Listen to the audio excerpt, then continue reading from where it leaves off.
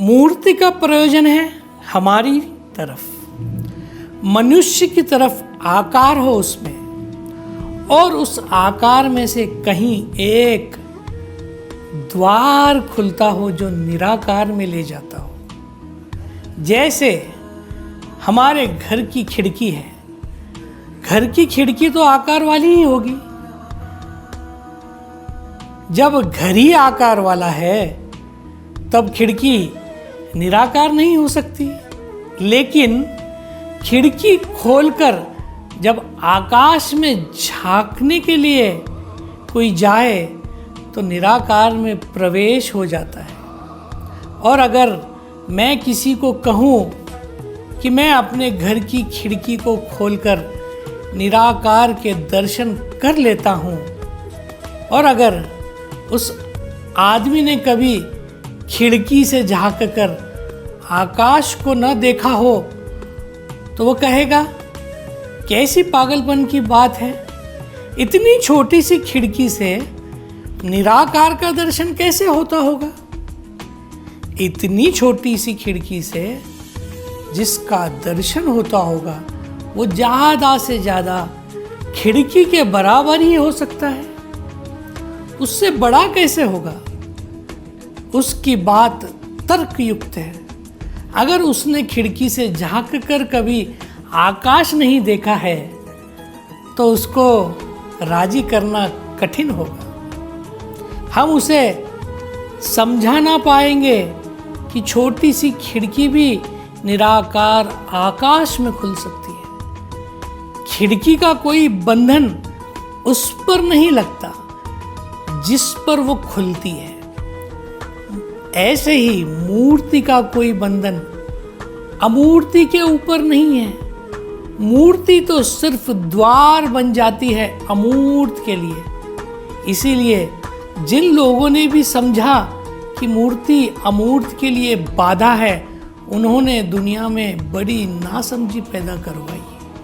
और जिन्होंने ये सोचा कि हम खिड़की को तोड़कर आकाश को तोड़ देंगे, वो तो फिर निपट ही पागल है।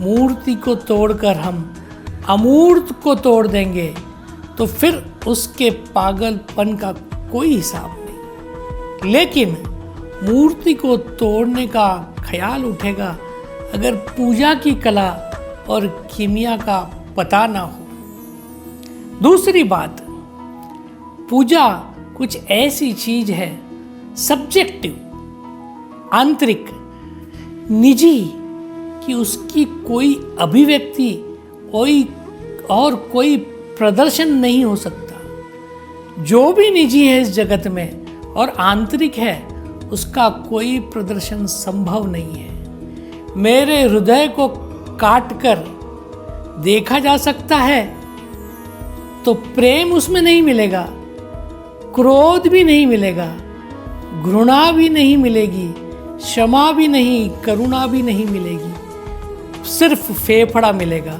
सिर्फ फुफ्फुस मिलेगा जो हवा को पंप करने का काम करता है। और अगर ऑपरेशन की टेबल पर रखकर मेरे हृदय की सब जांच पड़ताल करके डॉक्टर ये सर्टिफिकेट दे दे कि इस आदमी ने कभी प्रेम का अनुभव नहीं किया, घृणा का अनुभव नहीं किया, क्योंकि हमने ऑपरेशन की टेबल पर सब जांच पड़ताल कर ली है, सिवाय हवा को फेंकने के पंप के और कुछ भी नहीं है भीतर, तो क्या मेरे पास कोई उपाय होगा कि मैं सिद्ध कर सकूं कि मैंने प्रेम किया? या मेरी बात ये टेबल के आसपास खड़े हुए डॉक्टर मानने को राजी होंगे? कठिन है मामला।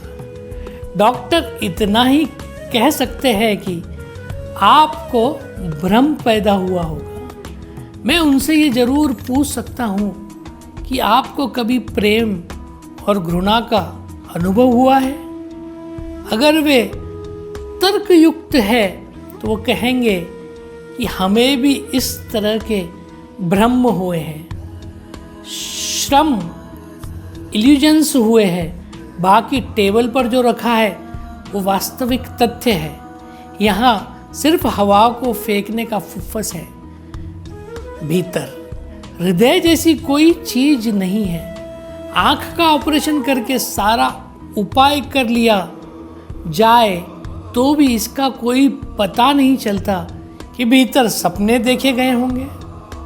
अगर हम एक आदमी की आंख को पूरा यंत्र खोलकर टेबल पर रख ले तो भी हमें अनंत काल तक खोज करने पर भी इसका पता नहीं चलेगा कि इस आंख ने रात को बंद हालत में कोई सपना भी देखा होगा। लेकिन हम सबने सपने देखे हैं। उन सपनों का अस्तित्व कहाँ है? या तो हमने झूठे सपने देखे हैं, लेकिन झूठे सपने कहने का क्या मतलब होता है? झूठे हैं तो भी देखे तो है ही, वो घटे तो है ही। कितने ही असत्य रहे हो तो भी वो घटना तो हमारे भीतर हुई है। और कितना ही झूठा सपना रहा हो, अगर जोर से घबराहट पैदा हो गई है और जाग कर पाया है तो हृदय धड़कता हुआ पाया है। और कितना ही झूठा सपना देख रहे हो, अगर उसमें रोए हैं और आंख खोलकर देखी है तो आंख में आंसू पाए हैं। कुछ भीतर गठा है। आंख के कण कण को भी तोड़कर देख लेने पर इसका कोई पता नहीं चलता कि भीतर सपने जैसी कोई घटना घटती है। सब सब्जेक्टिव है, आंतरिक है। कोई बाह्य प्रदर्शन संभव नहीं है। मूर्ति तो दिखाई पड़ती है, उसका बाह्य प्रदर्शन हो सकता है। वह आँख की तरह है, वो फेफड़े की तरह है। पूजा दिखाई नहीं पड़ सकती, वो प्रेम की तरह है। वो भीतर देखे गए स्वप्न की तरह है। इसीलिए जब आप मंदिर के पास से जाते हो तो आपको मूर्ति दिखाई पड़ती है, पूजा तो कभी दिखाई नहीं पड़ती। इसीलिए अगर मीरा को आपने किसी मूर्ति के आगे नाचते देखा है तो सोचा होगा पागल है, संभवतः क्योंकि पूजा तो दिखाई नहीं पड़ती है उसकी। इसीलिए किसी श्रम में है, वो पत्थर के सामने नाचती है, पागल है। पूजा का रहस्य क्या है? अगर आपको जानना है, जानने के लिए हमारे अगले वीडियो को जरूर देखें।